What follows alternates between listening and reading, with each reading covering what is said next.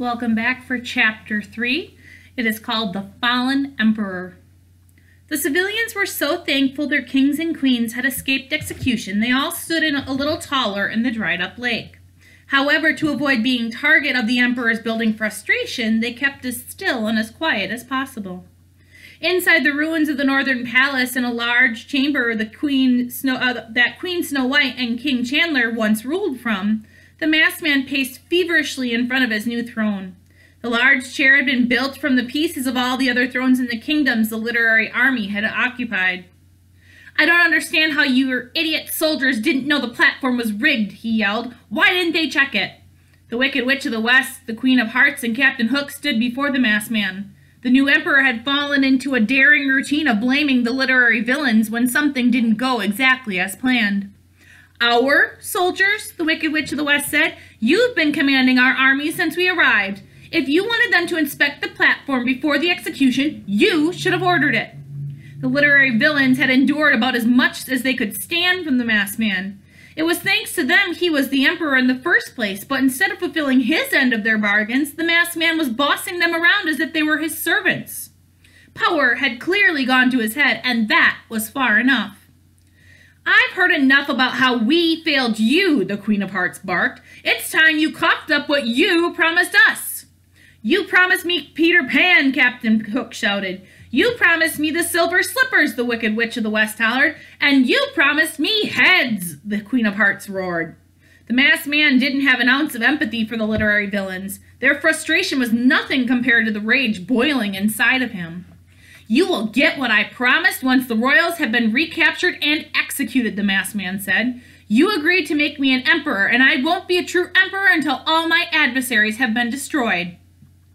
Footsteps echoed through the throne room. The masked man and the literary villains turned to see Mr. Smee sprinting toward them.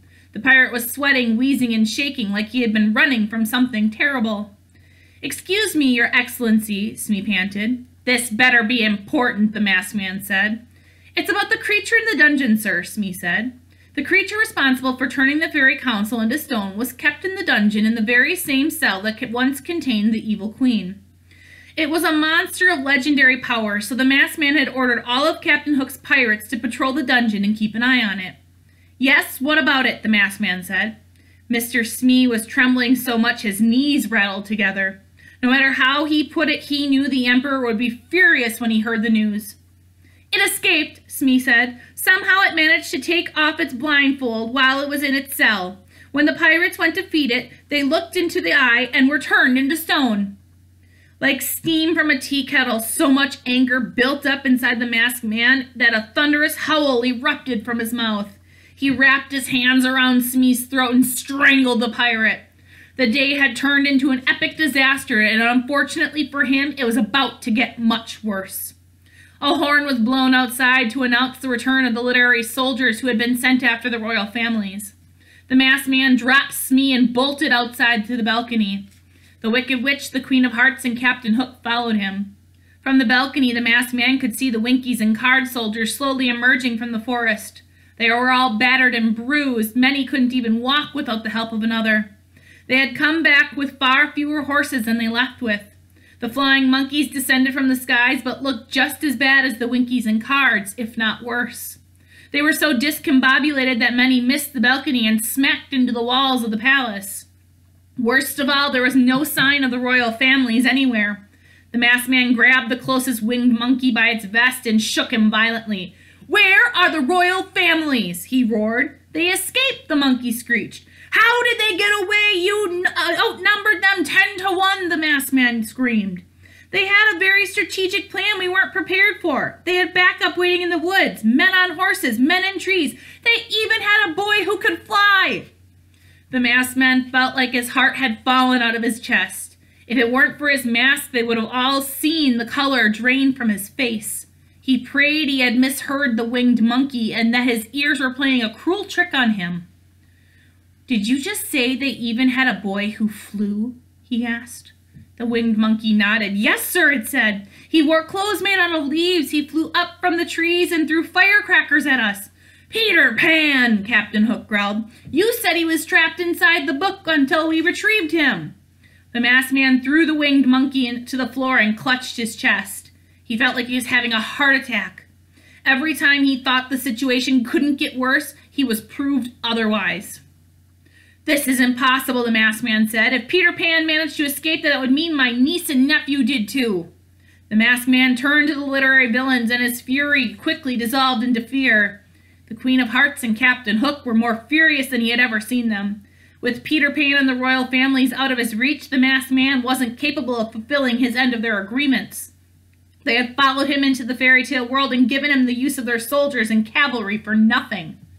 "Listen, I can still give you what I promised you," he said. "I just need more time." Captain Hook and the Queen of Hearts slowly moved toward him, backing him into the railing of the balcony. "Liar!" the Queen of Hearts roared. "No royals, no heads!" "And you can't give me Peter Pan if you don't have Peter Pan," the Captain Hook said through clenched jaw. Afraid he was about to be knocked off the balcony, the masked man fell to his knees and groveled at the Wicked Witch's feet. "I can still give you the silver slippers," he pleaded. "Not all is lost." "I won't be fooled by any more of your lies," the Wicked Witch of the West said. "Your reign ends today." The Wicked Witch of the West tapped the floor with her umbrella, and two of her flying monkeys grabbed the masked man by the arms. They flew him as high into the sky as they possibly could and dangled him above the forest. The civilians in the dried-up lake alerted one another to the sight, but no one knew what was happening. "Don't do this," the masked man cried. "You're making a mistake. My niece and nephew will destroy you without me." "Our biggest mistake was trusting you," the Wicked Witch of the West shrieked. She tapped her umbrella again, and the flying monkeys dropped the masked man. He plummeted toward the earth, screaming the entire way down, and landed somewhere deep in the forest. "Look, the Emperor has fallen," the Wicked Witch of the West cackled. It was obvious to the civilians that the literary villains had just staged a coup. Now that the masked man was gone, the civilians wanted to cheer, but the Emperor's death didn't mean their troubles were over. "If we aren't going to get what we came for, then what should we do now?" Captain Hook said. "Return to Neverland, Oz, and Wonderland?" The literary villains thought it over, but now that they had seen the fairy tale world with their own eyes, their own worlds weren't that appealing.